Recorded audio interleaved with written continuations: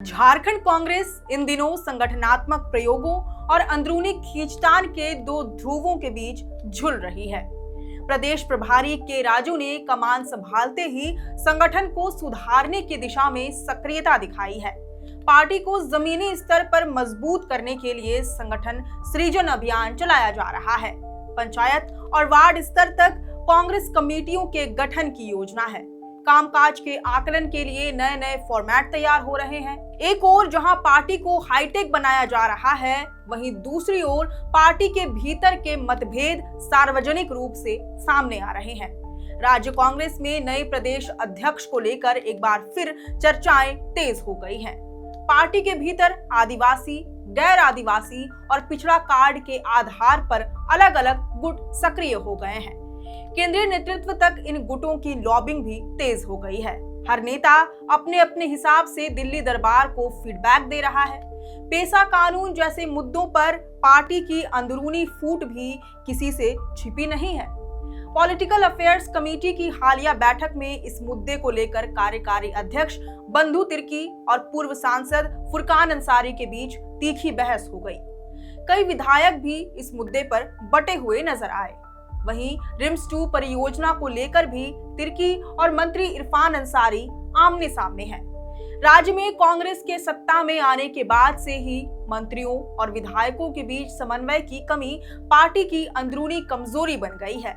विधायकों की शिकायत है कि मंत्रियों की प्राथमिकता सूची में संगठन और कार्यकर्ता कहीं नहीं है। उनके क्षेत्र के काम नहीं हो रहे हैं और मंत्री संवाद से बचते हैं। ये नाराजगी पार्टी की हर बैठक में खुलकर सामने आती है। यहाँ तक कि विधायक कई बार मंत्रियों को हटाने की मांग तक कर चुके हैं। हालांकि प्रदेश कांग्रेस अध्यक्ष केशव महतो कमलेश ने तमाम अटकलों को खारिज करते हुए कहा है कि नेतृत्व परिवर्तन की कोई योजना नहीं है। उन्होंने साफ किया है कि संगठन का काम ठीक ढंग से चल रहा है और हाईकमान उनके कार्य से संतुष्ट है। पेशा कानून के मुद्दे पर उन्होंने कहा कि यह मामला केवल आदिवासी या गैर आदिवासी का नहीं है। गैर आदिवासी नेता भी कानून को लागू करने में सक्रिय है। पार्टी इसके लिए प्रतिबद्ध है और कुछ लोगों की टिप्पणियों को महत्व नहीं दिया जाना चाहिए। हालांकि इन तमाम प्रयासों के बीच संगठन के भीतर की टूट-फूट हाईकमान की नजर में आ चुकी है। दिल्ली तक पहुंची शिकायतों के बाद अब सुलह सफाई की कोशिशें हो रही हैं। के राजू ने सक्रिय मध्यस्थता करते हुए पार्टी नेताओं को सार्वजनिक रूप से मतभेद जाहिर न करने की सख्त हिदायत दी है। कांके विधायक सुरेश बैठा, बंधु तिर्की और मंत्री इरफान अंसारी के बीच अलग से बैठक कराई गई। इस बैठक में वित्त मंत्री राधाकृष्ण किशोर भी मौजूद रहे। इस बीच रिम्स निदेशक को हटाने का मुद्दा नया विवाद बनकर उभरा। विधायक सुरेश बैठा ने सार्वजनिक तौर पर यह कह दिया कि वे स्वास्थ्य मंत्री के कहने पर निदेशक को हटाने के पत्र पर हस्ताक्षर नहीं करेंगे। इस पर इरफान अंसारी ने उन्हें सार्वजनिक मंच पर ऐसी बातों से परहेज करने की सलाह दी, लेकिन सुरेश बैठा अपनी बात पर अड़े रहे। वहीं रिम्स 2 अस्पताल के निर्माण को लेकर बंधु तिर्की की आपत्ति भी गठबंधन में तनाव का कारण बनी। उनका कहना है कि वे अपने क्षेत्र की जमीन के अधिग्रहण के खिलाफ हैं और इस परियोजना को मंजूरी नहीं देंगे। इरफान अंसारी भी इस परियोजना पर अपनी नाराजगी जता चुके हैं। ये मामला मुख्यमंत्री हेमंत सोरेन की प्राथमिकताओं में शामिल है, क्योंकि रिम्स अस्पताल पर बढ़ते दबाव को कम करने के लिए दूसरी इकाई की जरूरत बताई जा रही है। इन तमाम मुद्दों के चलते भाजपा को गठबंधन सरकार पर हमला बोलने का मौका मिला है।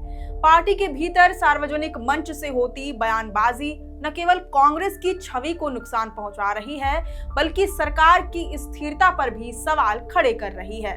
इसी को देखते हुए के राजू ने नेताओं को स्पष्ट कर दिया है कि भविष्य में संयमित व्यवहार की उम्मीद की जा रही है और अगर ऐसा नहीं हुआ तो कड़ी कार्रवाई की जा सकती है।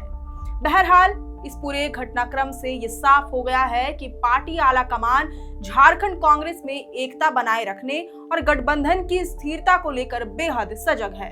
हालांकि नेताओं के बीच के अनसुलझे विवाद क्या आगे चलकर नए मोड़ लेंगे? इस पर आपके क्या विचार हैं? ये हमें कमेंट करके जरूर बताएं। अगर आपको ये जानकारी पसंद आई हो तो इस वीडियो को जरूर से लाइक और शेयर करें। हमारे चैनल लोकतंत्र 19 को फेसबुक, यूट्यूब समेत सभी डिजिटल प्लेटफॉर्म्स पर जरूर से फॉलो करें। फिलहाल लेते हैं अलविदा। जोहार।